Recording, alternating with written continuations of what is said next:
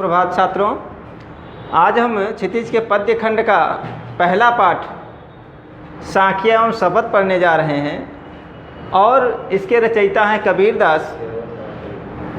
हम सीधे इनके पहले दोहे पे आते हैं और देखिए पहला दोहा। मान सरोवर सुभर जल हंसा के लिकराहि, मान सरोवर सुभर जल हंसा के लिकराहि, मुक्ता फल मुक्ता चुंगे अब उड़ियनत न जाहि कबीर, अब उड़ियनत न जाहि। तो देखिए मन रूपी सरोवर, कबीरदास जी कह रहे हैं कि मन रूपी सरोवर स्वच्छ जल से पूर्णतया भरा हुआ है और आत्मा रूपी हंस उसमें विचरण कर रहा है।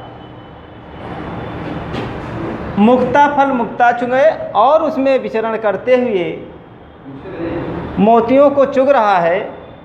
तो भला बताइए ऐसे स्थान को छोड़ करके वह अन्यत्र भला कहाँ जा सकता है, अर्थात कहीं नहीं। दूसरा दोहा आप देखें।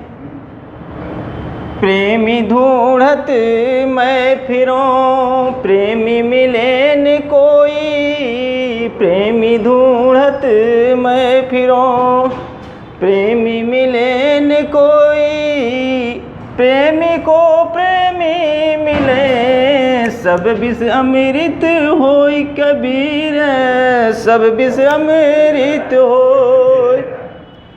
देखें प्रेमी ढूंढत मैं फिरूं, कबीरदास जी कह रहे हैं यहाँ प्रेमी से अर्थ है सच्चा ईश्वर भक्त, ईश्वर की सच्ची उपासना करने वाले से मतलब है। तो कबीर कह रहे हैं कि मैं ईश्वर के सच्चे भक्त की को ढूंढता हुआ फिर रहा था, लेकिन वास्तव में मुझे कोई सच्चा प्रेमी मिला नहीं। ईश्वर से सच्चा प्रेम करने वाला मुझे कोई व्यक्ति मिला नहीं। प्रेमी को प्रेमी मिले सब विष अमृत होई।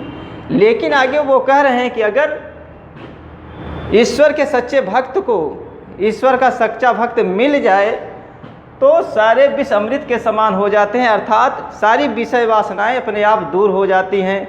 मनुष्य का मन निर्मल हो जाता है, स्वच्छ हो जाता है। तीसरा दोहा देखें। हस्ती चढ़िए ज्ञान को सहज दुली चाडारी, हस्ती चढ़िए ज्ञान को सहज दुली चाडार, स्वान रूप संसार है भूकन दे झक मार कबीर, भूकन दे झक मार। हस्ती तत्सम शब्द है यानी हाथी, सहज यानी स्वाभाविक, दुलीचा छोटा बिछौना। आप देखते हैं जब कोई पूजा या व्यायाम वगैरह करता है तो कभी कभी छोटा आसन बिछाता है, वही है दुलीचा यहाँ। स्वान ये भी तत्सम शब्द है यानी कुत्ता। झक मारना व्यर्थ की बकवास करना। तो देखें हंसती चढ़िए ज्ञान को सहज दुलीचा डार।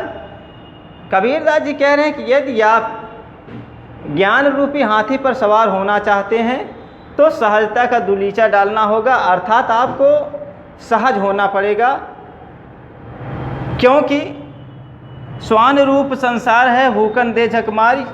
यह जो संसार है वह किसके समान है? कुत्ते के समान।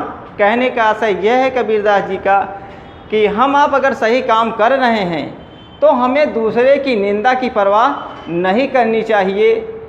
अगला क्या कह रहा है हमारे ऊपर उसका फ़र्क नहीं पड़ना चाहिए। ठीक वैसे ही जैसे मदमस्त हाथी चलता रहता है और कुत्ते भौंकते रहते हैं, लेकिन उन कुत्तों का उन मदमस्त हाथी पर कोई भी प्रभाव नहीं पड़ता है।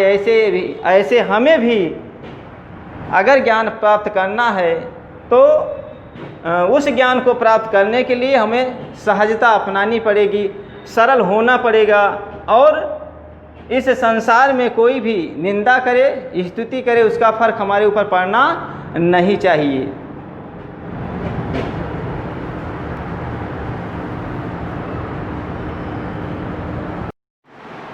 अब हम ये दूसरा शब्द पढ़ाने चल रहे हैं। तो देखिए, इस शब्द में कबीर ने सारी बातों को प्रतीक के माध्यम से रखा है, और उन सारे प्रतीकों को आप साधारण रूप से अपने घर भी देखते हैं कि आंधी आने पर क्या क्या स्थितियाँ होती है। तो देखिए, संतो भाई आई ज्ञान की आंधी रे, भ्रम की टाटी सबे उड़ानी, माया रहन बाधी रे, दुष्टे की दुथून गिरानी, मोह बलिंडा टूटा, तिसना छान परी घर ऊपर, कुबुद का भंडा फूटा, जोग जुगुत कर संतो बाधी, निर्चु चुए न पानी, कोड़ कपट काया का निकस्या, हर की गति अब जानी, आंधी पीछे जो जल बूढ़ा, प्रेम हरिजन भीना, कहे कबीर भान के प्रगटे, उदित भया तम खीना। ये सारे शब्द जो हैं, पानी, भीना, खीना, ये तत्सम शब्द हैं, यानी संस्कृत के शब्द हैं। तो देख लीजिए, ज्ञान तत्सम शब्द है, और ये टाटी, टटिया, यानी आपके यहाँ जब छप्पर बनाया जाता है, जिसको आप ग्रामीण भाषा में मढ़ा या मड़ई कहते हैं, उसमें किनारे पर टटिया बांधा जाता है सुरक्षा के लिए, और थूनी, जो किनारे बड़ी थूनें लगती हैं उसमें। तो देखिए, इधर जोग जुगुत है, योग साधना के माध्यम से या जतन के माध्यम से। भान, सूर्य, खीना माने क्षीण होने से मतलब है। आइए देखते हैं। तो संतो भाई आई ज्ञान की आंधी रे, कबीर कह रहे हैं, ऐ सज्जनों, ऐ महापुरुषों, ज्ञान रूपी आंधी का आगमन हो चुका है, और ज्ञान रूपी आंधी के आने से क्या क्या परिवर्तन हो रहे हैं आगे आप देखेंगे। भ्रम की टाटी सबे उड़ानी, माया रहे न बांधी। ज्ञान रूपी आंधी के आने से सारे भ्रम रूपी टटिए जो है वो उड़ गए, माया रहे न बांधी रे, और जिस माया मोह रूपी बंधन में वो टटिया बंधा हुआ था, वो सारे बंधन भी टूट गए, ढीले पड़ गए। हित चित्त की दो थून गिरानी, मोह बलिंडा टूटा। चित्त की दो अवस्थाएं होती हैं, विषयाशक्ति और वाह जो आकर्षण होता है। तो हित चित्त की दो थून गिरानी, मोह बलिंडा टूटा। चित्त की दोनों अवस्थाएं जो दो थूनी का काम कर रहे थे, वो भी टूट गए, मोह बलिंडा टूटा। और मोह रूपी बल्ली, जिसपे मड़हे का पूरा वजन आश्रित होता है, वो भी टूट गया। तृष्णा छान परी घर ऊपर, कुबुद का भांडा फूटा। और इस पर तृष्णा मतलब ईर्ष्या द्वेष, या आप कह लीजिए जो हमारी प्यास नहीं बुझती, वो भी तृष्णा में आता है। हमारी आर्थिक आकांक्षाएं जो बढ़ती जाती हैं। तो तृष्णा छान परी घर ऊपर, कुबुद का भांडा फूटा। भांडा में यहाँ बर्तन से मतलब है। तो उस छप्पर के ऊपर तृष्णा छान परी घर ऊपर, तो जो तृष्णा रूपी छप्पर पड़ा हुआ था वो भी टूट गया, कुबुद का भांडा फूटा। और जब छप्पर टूटा तो उसके नीचे जो बर्तन रखे गए थे, हम आप घर में रखते हैं बर्तन, छप्परों के नीचे रखते हैं, वो सारे बर्तन भी क्या हुए, कैसे बर्तन थे, कुबुद का भांडा फूटा। कुबुद्धि रूपी सारे बर्तन टूट फूट गए, नष्ट हो गए। जोग जुगत कर संतो बांधे, निर्चु चुए न पानी। सज्जन लोगों ने बड़ी योग साधना करके, जुगत करके, जुगाड़ करके, ग्रामीण भाषा में जो आप कहते हैं, उस छप्पर का निर्माण किया था। निर्चु चुए न पानी, जिसमें पानी की एक बूंदे भी नहीं टपक रही थी, नहीं चू रही थी। कूड़ कपट काया का निकस्या, हर की गति जब जानी। और इस ज्ञान रूपी आंधी के आने से क्या होता है, कूड़ कपट काया का निकस्या, काया माने शरीर। इस शरीर में जो कूड़ा कचरा से मतलब यहाँ हमारी दुर्भावनाएं, बुरी भावनाएं जो होती हैं, दूसरे के प्रति ईर्ष्या, देश, संकीर्ण मानसिकता, ये सारे सब नष्ट हो गए। हर की गति जब जानी रे, जब ईश्वर का साक्षात्कार होता है, तब ये सारे हमारे शरीर के जो विकार होते हैं वो सब नष्ट हो गए। आंधी पीछे जो जल बूढ़ा, प्रेम हरिजन भीना। और सबसे पहले अधिकांशतः होता क्या है, पहले आंधी आती है, हवा चलती, फिर बारिश होता है ज़्यादातर। तो आंधी पीछे जो जल बूढ़ा, प्रेम हरिजन भीना। इस ज्ञान रूपी आंधी के पश्चात जो जल की वृष्टि होती है, जो जल बरसता है, वो कैसा जल था, प्रेम हरिजन भीना। इस प्रेम रूपी जल में सभी ईश्वर के भक्त भीग गए, अर्थात उन्हें ज्ञान का साक्षात्कार होता है। कहे कबीर भान के प्रकटे उदित भया तमखीना। कबीर कह रहे हैं कि जैसे ही सूर्य प्रकट होता है वैसे ही सारे तम माने अंधकार, सारे अंधकार नष्ट हो जाते हैं। अर्थात जैसे ही हमारे मन मस्तिष्क के अज्ञानता का पर्दा हटता है, हमें ज्ञान की प्राप्ति हो जाती है। आइए, ये 5वां दोहा है। चौथा है, पखा पखी के कारण सब जग रहा भुलान। पखा पखी के कारण सब जग रहा भुलान। निरपक होई के हरि भजे, सोई संत सुजान। कबीर सोई संत सुजान। पखा पखी अर्थात पक्ष और विपक्ष। जग माने संसार, निरपक मतलब धर्म निरपेक्ष होकर के, पंथ जाति धर्म संप्रदाय से ऊपर उठ करके, संत सज्जन पुरुष, सुजान सज्जन पुरुष। तो देखें, पखा पखी के कारण सब जग रहा भुलान। हम आप पक्ष और विपक्ष के चक्कर में पड़ करके इस संसार में भटक रहे हैं। हम और आप पक्ष और विपक्ष के चक्कर में पड़ करके इस संसार में भटक रहे हैं। निरपक होई के हरि भजें, सोई संत सुजान। कबीर दास जी कह रहे हैं, जो धर्म निरपेक्ष होकर के जाति धर्म संप्रदाय से ऊपर उठ करके ईश्वर की आराधना करता है, वही सच्चा संत है। 5वां दोहा देखें। हिंदू मोवा राम कही, मुसलमान खुदाई। हिंदू मोवा राम कही, मुसलमान खुदाई। कहे कबीर सो जीवता, जो दूह के निकट न जाय। कबीर दूह के निकट न जाय। हम आप हमारे हिंदू भाई राम की आराधना करते हैं, राम का स्मरण करते हैं, और मुसलमान भाई खुदा खुदा अल्लाह अल्लाह रटते हैं। उसी पे कबीर का ये व्यंग है। हिंदू मुआ राम कहे, मुसलमान खुदाए। हिंदू समाज राम कहते हुए, राम का स्मरण करते हुए इस दुनिया से चला गया, और मुसलमान अल्लाह अल्लाह खुदा खुदा चिल्लाते चिल्लाते इस दुनिया से चला गया, लेकिन किसी को कुछ मिला नहीं। कहे कबीर सो जीवता, जो दूहों के निकट न जाए। कबीर दास जी कह रहे हैं कि वास्तव में संसार में वही जिंदा है जो इन दोनों को निकट नहीं गया, अर्थात हिंदू और मुसलमान से ऊपर उठ करके ईश्वर की आराधना किया। तो इस तरह से ये 5 दोहा आज समाप्त होता है।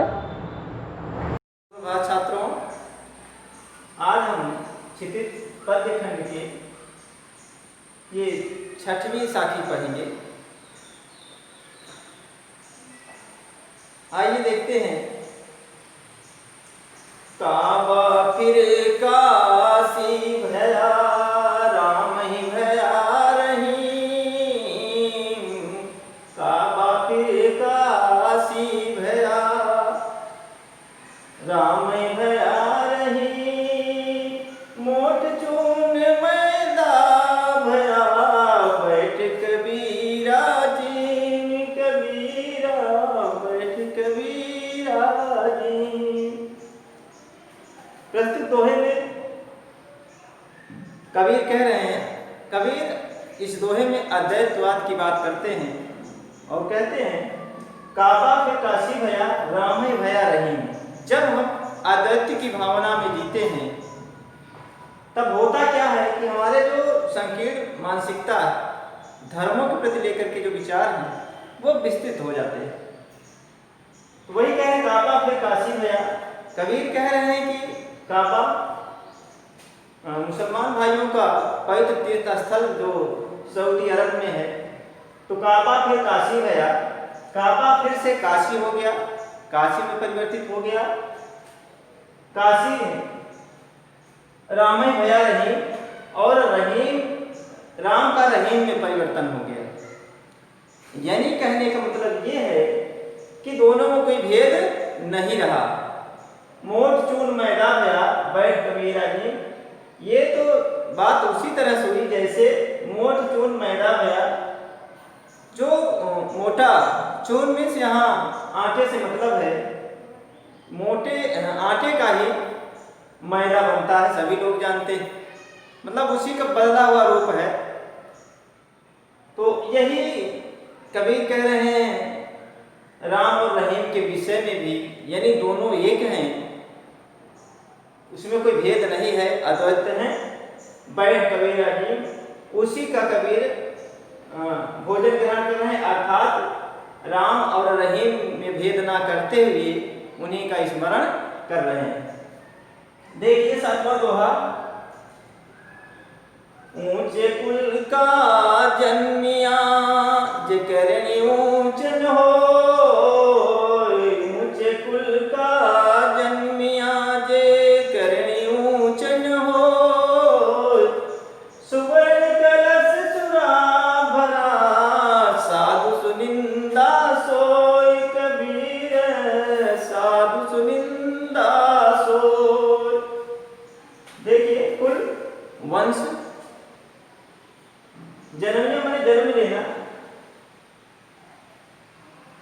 सुवर्ण स्वर्ण, कलश करता छोटा घड़ा, निंदा माने बुराई, सुरा माने विष। तो देखिए ऊंचे कुल का जन्मिया जे करनी ऊंच न होए। प्रस्तुत दोहे में कबीर कह रहे हैं कि ऊंचे कुल में जन्म लेने से कोई फायदा नहीं, यदि व्यक्ति के कर्म ऊंचे नहीं हैं, उसके कार्य अच्छे नहीं हैं, तो ऊंचे कुल में जन्म लेने का कोई मतलब नहीं है। जैसे सुवर्ण कलश सुरा भरा, जैसे सोने के घड़े में अगर विष भर दिया जाए तो वैसे घड़े की सज्जन लोग निंदा करते हैं, साधु में सज्जन लोग निंदा करते हैं। जिस प्रकार से सोने के कलश में भरे विष की सज्जन लोगों द्वारा निंदा की जाती है, ठीक ऐसे ही ऊंचे कुल में जन्म लेने के बावजूद अगर लोगों के कर्म अच्छे नहीं हैं तो ऐसे लोग निंदा के पात्र होते हैं।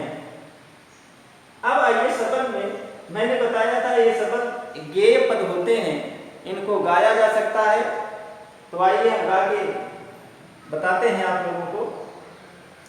मोको कहाँ ढूंढे बंदे मैं तो तेरे पास में, मोको कहाँ ढूंढे बंदे, ना मैं देवल ना मैं मस्जिद ना काबे कैलाश में, ना तो कौनो पिया करूँ में ना ही योग बैराग में, खोजी हो ये तो तुरत मिलियो, खोजी हो ये तो तुरत मिलियो, पल भर की तलाश में मोको कहाँ ढूंढे बंदे।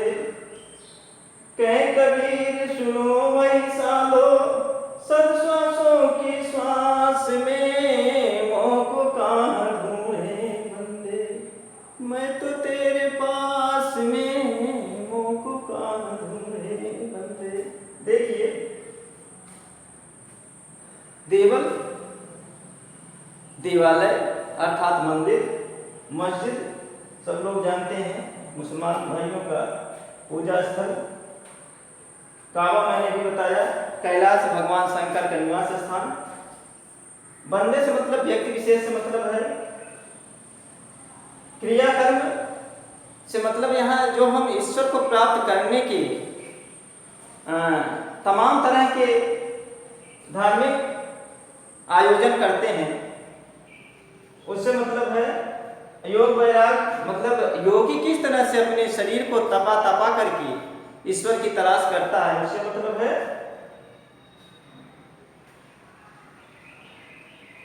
और श्वास श्वसन क्रिया से मतलब है। तो देखिए, मोह को कहाँ ढूंढे बंदे, मैं तो तेरे पास में। प्रस्तुत शब्द में कबीर कह रहे हैं कि, या कबीर के माध्यम से ईश्वर कह रहे हैं कि ऐ सज्जनों, ऐ मेरे भक्तों, आप लोग मुझे कहाँ ढूंढ रहे हो। अर्थात मुझे कहीं ढूंढने की जरूरत आपको नहीं है, मैं तो सदैव आप सबकी आत्मा में उपस्थित हूँ, सदैव आपके पास ही रहता हूँ। ना मैं देवल, ना मैं मस्जिद, ना काबे कैलाश में, ना मैं किसी देवालय में निवास करता हूँ और ना ही मैं किसी मस्जिद में रहता हूँ, ना काबे कैलाश में, और ना ही मुझे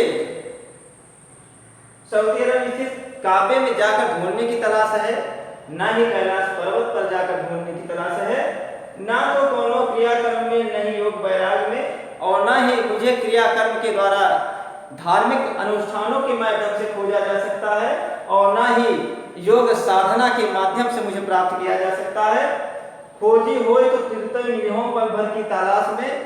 यहाँ कबीर कह रहे हैं ईश्वर के लिए, खोजी होए तो फिरते मिलहों, यदि वास्तव में मुझे कोई सच्चे मन से तलाश करने वाला हो तो मैं पल भर में ही अपने भक्तों को मिलने वाला हूँ, दर्शन देने वाला। कहे कबीर सुनो भाई साधो, सब श्वासों की श्वास में। अंत में कबीर कह रहे हैं कि ऐ सज्जनों, ईश्वर तो सभी के प्राणों में निवास करता है, श्वासों में निवास करता है, इसलिए उन्हें अन्यत्र खोजने की जरूरत नहीं है। सभी को ईश्वर को अपने अंतःकरण में खोजने की जरूरत है।